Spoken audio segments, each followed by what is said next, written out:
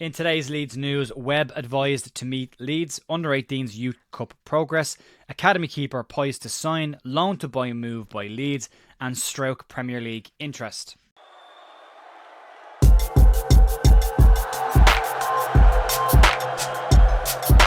Morning folks, Tuesday morning the 17th of December. Jerry here with your Leeds United news at The View. Hope you're having a good week so far. Hope you had a nice weekend outside of the Leeds United result.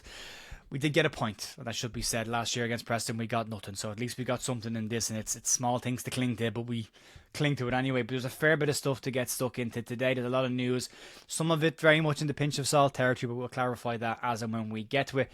But we do want to start off by leaning back into the weekend's action and a story that's come out today. And after what was probably one of the worst referee appearances that we've seen in the Championship today, PGMOL chief Howard Webb has been advised to go and speak to Daniel Farke face to face after Ben Whiteman was left on the field after what should have been two yellow card offences within minutes of each other. And in general, you could see by the referee's body language in the first half he'd lost the game, and you know it's not going well when both sets of supporters are telling you you're not fit to do your job. Leeds rightly feel aggrieved that Whiteman stayed on the pitch and then was then allowed to be substituted at half time as a result of that. What should have been two yellow cards easily, given the nature of the fouls. Now, former Premier League referee Keith Hackett has said the following on the situation and has advised Howard Webb to go and speak to Daniel Farke. He said, "As part of football is being able to seek guidance on decisions. That's been there since we've introduced the technical area. It's about how many times you approach the official. Daniel Farke doesn't strike me as someone who strikes his mouth off easily. He approaches in a respectable manner, and sometimes fourth officials need to not overreact and just get on with it." What I would suggest is that Howard Webb, as the boss of the PGMOL, should visit the manager along with the referee and coach and talk through the basic problems in how managers can question decisions. The relationships between managers and officials need to improve. Will this happen? Probably not, no.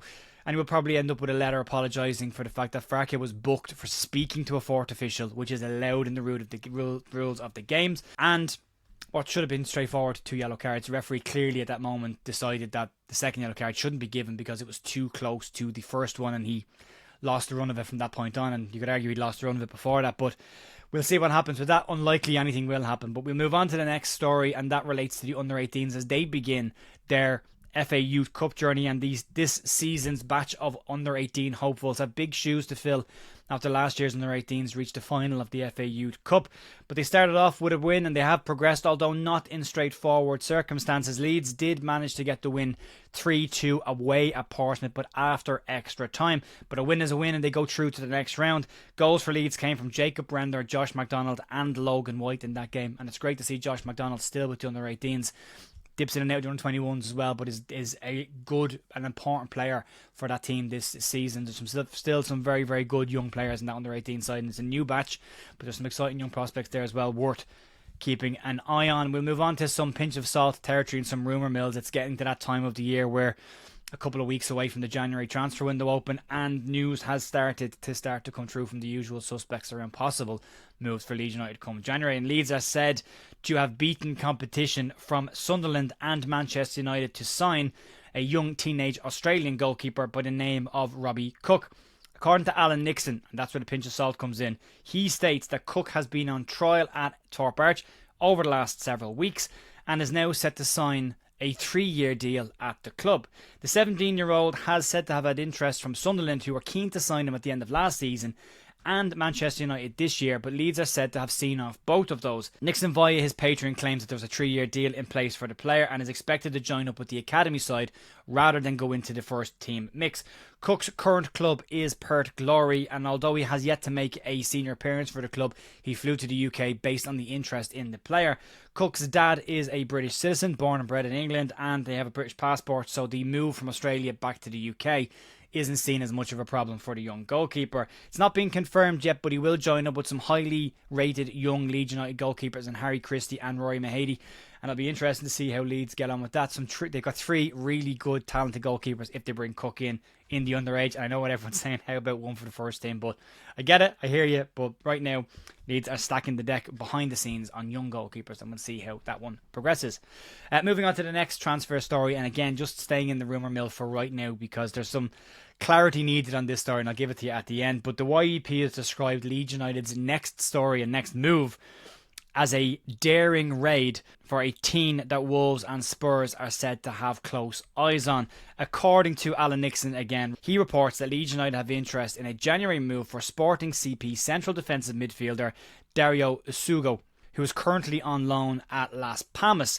Nixon reports the Ellen Road recruitment team will try and get the midfielder's deal with Las Palmas cancelled and bring him back to Sporting CP, who can then potentially send him out with a loan to buy option for the player, and in a deal that's said to be in the region of about £6 million. And here's where it falls down for me. Essugo is a central defensive midfielder. He's 19 but has 23 appearances already under his belt for Sporting CP and has 10 appearances so far for Las Palmas on his loan, and he made his debut for the club at 16. Unless Daniel Farke has decided that Ethan Ampadu is not a central defensive midfielder and is a centre-back, then Leeds currently have 3 central defensive midfielders on their books, and then you can add out Tanaka to that as somebody who can play in that role. It seems Leeds are very well stocked with an age group and age profile of player that's not old outside of Josh Gilavogi. There's plenty of years in Gruev, Ampadu and Tanaka.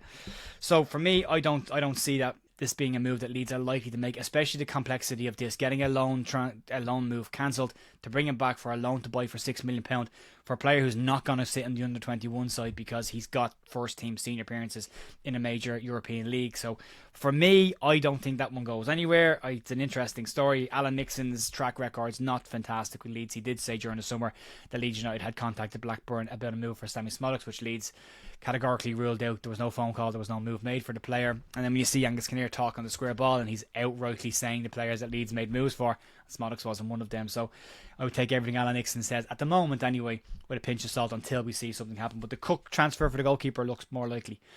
And then moving on to the final story of today, and this one is, there's multiple stories around this player and a possible exit from Leeds United, maybe in January, maybe at the end of the season, but there's two. We'll start off with the first one, and this one comes from Transfer Feed, so you take a pinch of salt with that one. But they claim that Brighton and Hove Albion have an interest in another Leeds United player come January. Brighton took Jorginho Rutter away from Leeds United for £35 million at the back end of the summer transfer window, and are now said to have interest in Leeds United centre-back and vice-captain Pascal Struijk.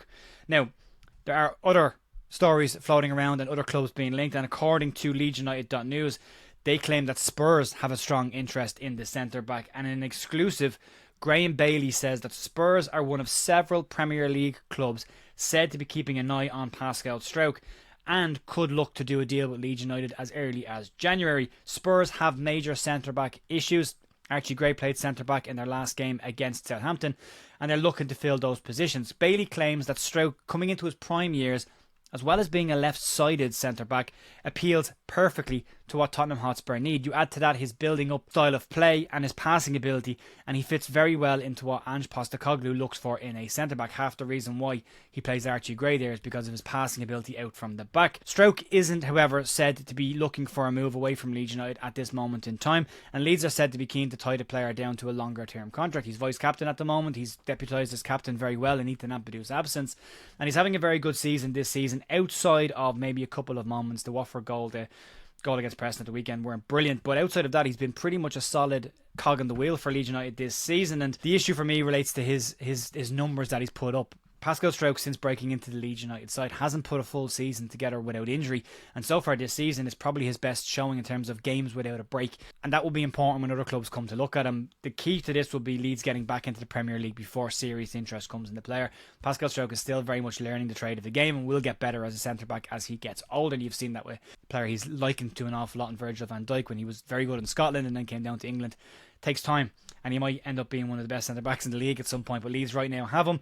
Leeds are keen to keep him at the club, but there is growing interest in the player.